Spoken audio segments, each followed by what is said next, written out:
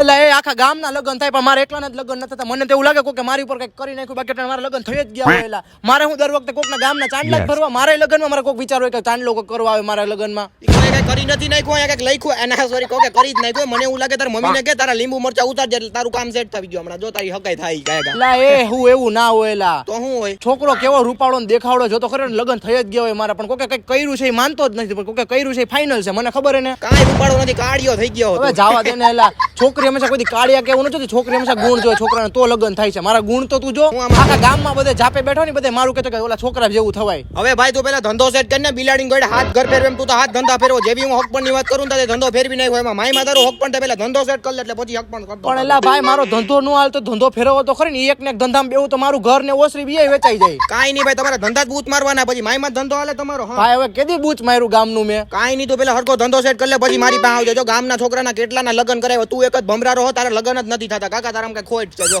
પણ એવું નથી ભાઈ, જો તો ખરી કેટલા ગામના છોકરાના લગ્ન તમે ટાયરા છે. કાઈ ટાયરા નથી ભાઈ, તમારામાં જ ખોટ હોય પછી શું થાય? ખાવા દો ને લગ્ન. બૂચ કોઈને માત્ર લગ્ન કરવાની તમારી દાનત નથી. બધી દાન હતી ભાઈ, જેવું બોલો એવો થઈ જાવ. આવું બોલે પછી કોણ તારું હક પણ કરાવે? હાડા ભાઈ તમે કઈ સારી કઈ સુશીલ છોકરી હોય તો કેજો ને ભાઈ. બસ તાર લગ્ન કરવાનું.